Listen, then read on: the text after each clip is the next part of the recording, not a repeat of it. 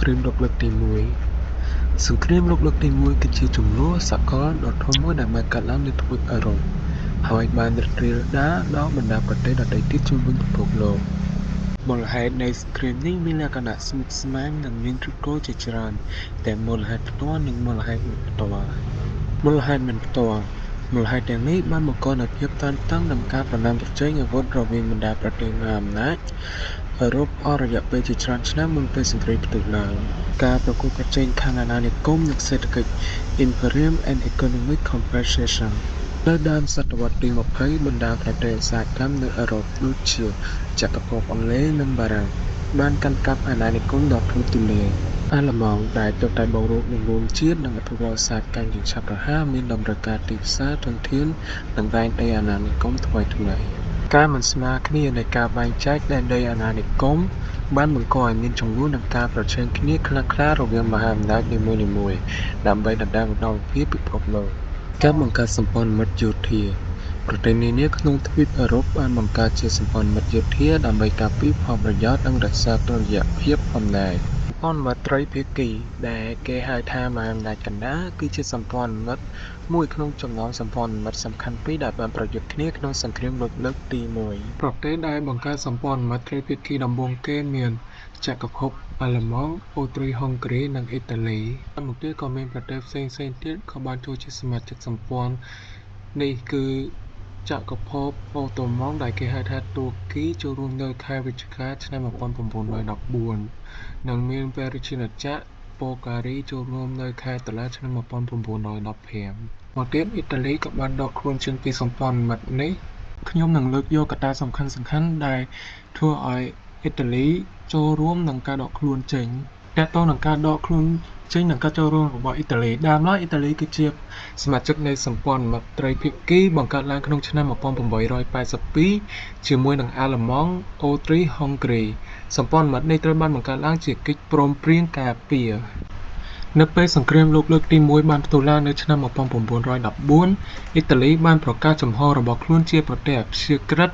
ដោយលើកហេតុផលថាសម្ព័ន្ធមិត្តត្រីភាគីជាសម្ព័ន្ធមិត្តការពារហើយអាល្លឺម៉ង់និងអូទ្រីហុងគ្រីជាអ្នកវាយប្រហារមុនដែលផ្ទុយពីលក្ខខណ្ឌនៃសន្ធិសញ្ញានៅខែឧសភាឆ្នាំ1915អ៊ីតាលីបានផ្លាស់ប្តូរជំហរទាំងស្រុងដោយចូលរួមក្នុងសង្គ្រាមនៅខាងក្រុមបដិបក្ខដែលជាសម្ព័ន្ធមិត្តអនុសញ្ញាត្រីភាគីដែលមានបារាំងចក្រភពអង់គ្លេសនិងរុស្ស៊ីវិញឥឡូវយើងនិយាយអំពីអនុសញ្ញាត្រីភាគីដែលជាគូបដិបក្ខរបស់សម្ព័ន្ធមិត្តត្រីភាគីប្រទេសដែលបានបង្កើតអនុសញ្ញាត្រីភាគីដំបូងគេមានបារាំងចក្រភពអង់គ្លេសនិងចក្រភពរុស្ស៊ីក្រោយមកមានប្រទេសផ្សេងទៀតដែលបានចូលរួមជាសមាជិកសម្ព័ន្ធភាពនេះគឺអ៊ីតាលីក្នុងឆ្នាំ1915ដែលបានចាត់ជាងពីសម្ព័ន្ធមិត្តត្រីភាគីចក្រភពជប៉ុនក្នុងឆ្នាំ1914សហរដ្ឋអាមេរិកក្នុងឆ្នាំ1917ប៊ែលហ្ស៊ិកក្នុងឆ្នាំ1914ប៊ែលហ្ស៊ិកចូលជាសមាជិកដោយសារត្រូវអាល្លឺម៉ង់វាយលុករ៉ូម៉ានីក្នុងឆ្នាំ1916អនុសញ្ញាត្រីភាគីមិនមែនជាកិច្ចព្រមព្រៀងយោធាការពាររួមតែមួយដូចសម្ព័ន្ធមិត្តត្រីភាគីទេតែវាជាលទ្ធផលនៃការរួមបញ្ចូលគ្នានៃកិច្ចព្រមព្រៀងដាច់ដោយឡែកសំខាន់ៗចំនួន3ដែលបានកើតឡើងបន្តគ្នាកិច្ចព្រមព្រៀងទាំង3ដែលបានបង្កើតអនុសញ្ញាត្រីភាគីអនុសញ្ញាទី1ជាកិច្ចព្រមព្រៀងសម្ព័ន្ធភាពបារាំងនិងរុស្ស៊ីបង្កើតក្នុងឆ្នាំ1994រវាងបារាំងនិងរុស្ស៊ីជាសម្ព័ន្ធភាពយោធាការពារគ្នាទៅវិញទៅមកប្រឆាំងនឹងការគំរាមកំហែងពីអាល្លឺម៉ង់អនុសញ្ញាទី2ជាកិច្ចព្រមព្រៀងយោគយល់បង្កើតក្នុងឆ្នាំ1904រវាងចក្រភពអង់គ្លេសនិងបារាំងភាគច្រើនជាកិច្ចព្រមព្រៀងដោះស្រាយជម្លោះអាណានិគមរវាងប្រទេសទាំងពីរជាពិសេសនៅអេស៊ីបនិងម៉ារ៉ុកនឹងចាប់ផ្ដើមទំនាក់ទំនងមិត្តភាពវាជាកិច្ចព្រមព្រៀងមិត្តភាពមិនមែនជាកិច្ចព្រមព្រៀងយោធាការពារទេអនុសញ្ញាទី3ជាអនុសញ្ញាអង់គ្លេសរុស្ស៊ីបង្កើតក្នុងឆ្នាំ1907រវាងចក្រភពអង់គ្លេសនិងរុស្ស៊ីដោយដោះស្រាយជម្លោះភូមិសាស្ត្រនិងអាណានិគមរវាងប្រទេសទាំងពីរនៅអាស៊ីដូចជាអ៊ីរ៉ង់អាហ្គានីស្ថាននិងទីបេនៅពេលដែលកិច្ចព្រមព្រៀងទាំង3នេះបានរួមបញ្ចូលគ្នាក្នុងឆ្នាំ1907វាបានបង្កើតបានជាអនុសញ្ញាត្រីភាគីដែលជាម្លុកអំណាចដ៏ធំមួយនៅក្នុងទ្វីបអឺរ៉ុបប្រឆាំងនឹងសម្ព័ន្ធមិត្តត្រីភាគីអាល្លឺម៉ង់អូទ្រីហុងគ្រីការប្រណាំងប្រជែងសភាវុធគឺជាកត្តាសំខាន់មួយដែលបានរួមចំណែកដល់ការផ្ទុះឡើងនៃសង្គ្រាមលោកលើកទី1 មហាអំណាចអឺរ៉ុបជាពិសេសអាល្លឺម៉ង់ចក្រភពអង់គ្លេសបារាំងនិងរុស្ស៊ីបានព្យាយាមបង្កើនកម្លាំងយោធានិងសព្វាវុធរបស់ខ្លួនយ៉ាងគំហកមុនឆ្នាំ1914ប្រទេសនីមួយៗបានចំណាយយ៉ាងច្រើនលើការផលិតនាវាចម្បាំងកាំភ្លើងធំនិងការបង្កើតកងទ័ពធំៗការប្រណាំងប្រជែងនេះបានបង្កើននូវភាពមិនទុកចិត្តគ្នានិងភាពតានតឹងយ៉ាងខ្លាំងរវាងមូលប្រទេសដែលប្រឆាំងគ្នាបច្ចេកវិទ្យាថ្មីៗត្រូវបានប្រើប្រាស់ក្នុងសង្គ្រាមនេះជាលើកដំបូងដូចជារថពាសដែកយន្តហោះចម្បាំងនាវាមុជទឹកការប្រណាំងប្រជែងសព្វាវុធនេះបានធ្វើឲ្យប្រទេសនានាមានអារម្មណ៍ថាខ្លួនត្រូវតែត្រៀមខ្លួនសម្រាប់សង្គ្រាមហើយនៅពេលមានវិបត្តិកើតឡើងពួកគេក៏សម្រេចចិត្តប្រើកម្លាំងយោធាដែលពួកគេបានកសាងឡើងឆាប់រហ័សរថពាសដែកត្រូវបានបង្កើតឡើងជាពិសេសដើម្បីឆ្លងកាត់សង្គ្រាមនែនឋានដែលភាសាអង់គ្លេសគេតែងនិយាយថា Train Warfare ខ្ញុំនឹងលើកយករថពាសដែកមួយចំនួនដែលឆ្លងកាត់សង្គ្រាមលោកលើកទី1រថពាសដែកប្រភេទ Mark I ផលិតដោយចក្រភពអង់គ្លេសជារថពាសដែកដំបូងគេដែលប្រើប្រាស់ក្នុងសមរភូមិឆ្នាំ1916រថពាសដែកប្រភេទនេះមានពីរប្រភេទ Mark I Male មានកាំភ្លើងធំនិង Mark I Female មានតែកាំភ្លើងយន្តប៉ុណ្ណោះរថពាសដែកប្រភេទ Renault ST ផលិតដោយប្រទេសបារាំងជារថពាសដែកដំបូងដែលមានកណ្ដុងឲ្យពង្វិលជុំវិញខ្លួនវាបាន Fully Rotation Turret ដែលជាមូលដ្ឋានគ្រឹះនៃការរចនារថពាសដែកបែបទំនើបរថពាសដែកប្រភេទ A-20 ផលិតដោយប្រទេសអាល្លឺម៉ង់ជារថពាសដែកតែមួយគត់ដែលអាល្លឺម៉ង់បានផលិតក្នុងចំនួនតិចតួចបំផុតប្រហែល20គ្រឿងវាមានទំហំធំនិងអាចផ្ទុកទាហានបានច្រើនរថពាសដែកនៅក្នុងសង្គ្រាមគឺគេយកទៅដើម្បីបំបែកស្ថានភាពដែលជាប់គាំងឧទាហរណ៍មុនពេលរថពាសដែកលេចចេញមកសង្គ្រាមនែនឋានវាបានជាប់គាំងដោយសារតែកងទ័ពអត់អាចវាយទៅមុខបានដោយងាយស្រួលដោយសារ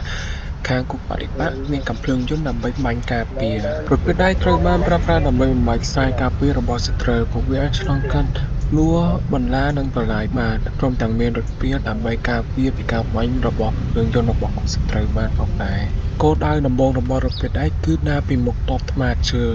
ដើម្បីបង្ក្រាបរន្ធកាំភ្លើងយន្តនិងបង្កើតផ្លូវសុវត្ថិភាពសម្រាប់ទាហានដើរតាមពីក្រោយយន្តហោះចម្បាំងត្រូវបានប្រើប្រាស់ដំបូងសម្រាប់ឆ្លប់យកការតែប៉ុណ្ណោះក្រោយមកបានវិវត្តទៅជាយន្តហោះប្រយុទ្ធយន្តហោះប្រភេទ Fokker Indager ផលិតដោយអាល្លឺម៉ង់ជាយន្តហោះចម្បាំងដំបូងគេដែលប្រើប្រាស់ប្រព័ន្ធធ្វើសម្ការកម្មដែលអនុញ្ញាតឲ្យបាញ់កាត់ស្លាបចាក់ពីមុខបានដូចវីដេអូដែលបានបង្ហាញ Despite being fired through the propeller, the bullets do not hit the blades because of synchronization. An oval-shaped disc is placed just behind the propeller, rotating at the same speed. During rotation, a hydraulic system applies pressure to the trigger, allowing one shot to be fired at the precise moment. The oval disc is connected to the main propeller through a trigger cable. When the pilot pulls the trigger lever, the trigger cable rotates in sync with the propeller. យន្តហោះប្រភេទ Albatros DV ផលិតដោយអាល្លឺម៉ង់ជាយន្តហោះចម្បាំងអាល្លឺម៉ង់ដ៏សំខាន់មួយដែលល្បីល្បាញដោយសារការរចនារាងស្អាតនិងល្បឿនលឿនយន្តហោះប្រភេទ Southwick Camel ផលិតដោយចក្រភពអង់គ្លេសជាយន្តហោះចម្បាំងដែលទទួលបានជោគជ័យបំផុតមួយរបស់សម្ព័ន្ធមិត្តដោយបានបាញ់ទម្លាក់យន្តហោះសត្រូវច្រើនជាងយន្តហោះផ្សេងៗទៀតយន្តហោះប្រភេទ Nieuport 17ផលិតដោយបារាំងជាយន្តហោះចម្បាំងដ៏ល្បីល្បាញដែលមានល្បឿនលឿននិងសមត្ថភាពបម្លាស់ទីបានល្អយន្តហោះចម្បាំង Air Cross មុនឡើយយន្តហោះត្រូវបានប្រើប្រាស់ដើម្បីឆ្លប់កាត់តែប៉ុណ្ណោះប៉ុន្តែនៅពេលដែលប្រទេសនានាប្រដាប់ដោយកាំភ្លើងយន្តយន្តហោះក៏បានក្លាយជាអាវុធប្រយុទ្ធដ៏សំខាន់មួយការឆ្លប់ការជាទិន្នន័យសំខាន់បំផុតយន្តហោះអាចថតរូបឬគូសផែនទីទីតាំងកងទ័ពសត្រូវឃ្លាំងអាវុធនិងកាំភ្លើងធំដែលធ្វើឲ្យការវាយប្រហាររបស់កាំភ្លើងធំសម្ព័ន្ធមិត្តកាន់តែមានភាពច្បាស់លាស់និយាយរួមទៅយន្តហោះចម្បាំងពិតជាមានសារៈប្រយោជន៍សំខាន់មែនទែននៅក្នុងសង្គ្រាមព្រោះវាអាចយកទៅបាញ់យន្តហោះឆ្លងការរបស់សត្រូវនិងការពារយន្តហោះរបស់ខ្លួនម្យ៉ាងវិញទៀតយន្តហោះមួយប្រភេទទៀតអាចដឹកគ្រាប់បែកដើម្បីយកទៅទម្លាក់ទៅលើខ្សែផ្គត់ផ្គង់ស្បៀងអាហារឬផ្លូវដែកនិងទីក្រុងរបស់សត្រូវគំនិតជាតិនិយមដែលជាដើមហេតុក្នុងសង្គ្រាមលោកលើកទី1គំនិតជាតិនិយមគឺជាកម្លាំងជំរុញដ៏ធំមួយដែលបានរួមចំណែកយ៉ាងខ្លាំងដល់ការផ្ទុះឡើងនៃសង្គ្រាមលោកលើកទី1វាមិនមែនជាមូលហេតុតែមួយមុខទេប៉ុន្តែជាកត្តារួមផ្សំដ៏សំខាន់ជាមួយនឹងយោធានិយមចក្រពត្តិនិយមនិងប្រព័ន្ធសម្ព័ន្ធមិត្តគំនិតជាតិនិយមបានដើរតួនាទីតាមទម្រង់សំខាន់ៗចំនួន3មួយការចង់បានឯករាជ្យនិងការបង្កើតរដ្ឋតែមួយនេះគឺជាទម្រង់នៃជាតិនិយមដ៏គ្រោះថ្នាក់បំផុតនៅតំបន់ Balkan ដែលជាកន្លែងប្រទេសសង្គ្រាមឧទាហរណ៍ប្រទេស Serbia មានគោលបំណងចង់បង្រួបបង្រួម ជនជាតិស្លាវីទាំងអស់នៅតំបន់បាខានដូចជាពួកស្លាវីនៅប៊ូស្នីឲ្យទៅជារដ្ឋតែមួយដែលគេហៅថាមហាសេប៊ីប៉ុន្តែជនជាតិស្លាវីជាច្រើនកំពុងនៅក្រោមការគ្រប់គ្រងរបស់ចក្រភពអូទ្រីហុងគ្រីព្រឹត្តិការណ៍មេភ្លើងនោះគឺនៅពេលដែលអ្នកស្នងរាជបល្ល័ង្កអូទ្រីហុងគ្រីAdolf Franz Ferdinand ត្រូវបានសម្លាប់នៅក្រុងសារ៉ាជេវ៉ូឬប៊ូស្នីនៅឆ្នាំ1914ដោយនិស្សិតជាតិនិយមស្លាវីម្នាក់ឈ្មោះ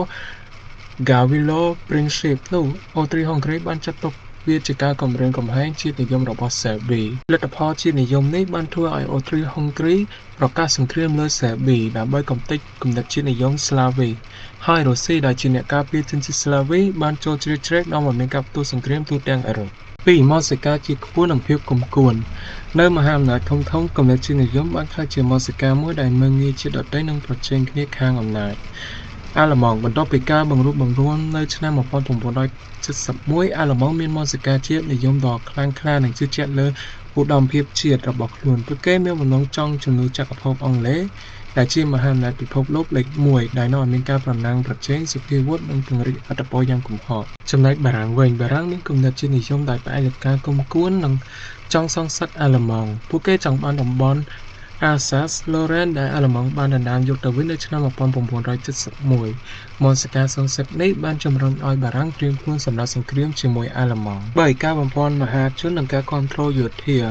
មោទនភាពជាតិនិយមបានធ្វើឲ្យពលរដ្ឋមានមោទនភាពខ្លាំងពេកលើកម្លាំងយោធានិងសេដ្ឋកិច្ចរបស់ប្រទេសខ្លួនអ្នកសារព័ត៌មាននិងអ្នកនយោបាយបានប្រើប្រាស់ភាសាដាស់តឿនជាតិនិយមយ៉ាងខ្លាំងក្លាដើម្បីបង្ហាញប្រទេសគូប្រជែងថាជាសត្រូវដែលនាំឲ្យមានការស្អប់ខ្ពើមអន្តរជាតិទំនុកចិត្តលើជ័យជំនះពលរដ្ឋភាគច្រើនជឿថាប្រទេសរបស់ពួកគេមានកម្លាំងខ្លាំងជាងគេហើយសង្គ្រាមនឹងត្រូវបានបញ្ចប់យ៉ាងឆាប់រហ័សដោយជ័យជំនះរបស់ខ្លួនដែលធ្វើឲ្យពួកគេងាយស្រួលគ្រប់គ្រងរដ្ឋាភិបាលឲ្យប្រកាសសង្គ្រាមសរុបមកគំនិតជាតិនិយមបានបង្កើននូវបរិយាកាសនៃភាពតានតឹងភាពគុំគួននិងបំណងប្រាថ្នាចង់បានទឹកដីឬអំណាចដែលជាក្របរំសាយត្រៀមផ្ទុះការធ្វើឃាតព្រះអង្គម្ចាស់ Ferdinand ដោយសារជាតិនិយមស្លាវីគ្រាន់តែជាចរន្តអគ្គិសនីដែលដុតបំផ្លាញក្របរំសាយនោះតែប៉ុណ្ណោះសង្ខេបមូលហេតុដែលបានអុចឲ្យសង្គ្រាមលោកលើកទី1គឺព្រឹត្តិការណ៍ការធ្វើឃាត Adolf Franz Ferdinand ដែលស្នងរាជបល្ល័ង្កអូទ្រីហុងគ្រីនៅក្រុងសារ៉ាជេវ៉ូនៅថ្ងៃទី28មិថុនាឆ្នាំ1914ហើយអូទ្រីហុងគ្រីដោយមានការគ្រប់គ្រងពីអាល្លឺម៉ង់បានដាក់អាសានវត្តដ៏តឹងរ៉ឹងលើសេប៊ីនៅពេលសេប៊ីមិនអាចបំពេញលក្ខខណ្ឌទាំងអស់បាននោះសង្គ្រាមក៏ផ្ទុះឡើងហើយប្រព័ន្ធសម្ព័ន្ធមិត្តក៏បានអូសទាញចូលរួមតាមលំដាប់ដោយ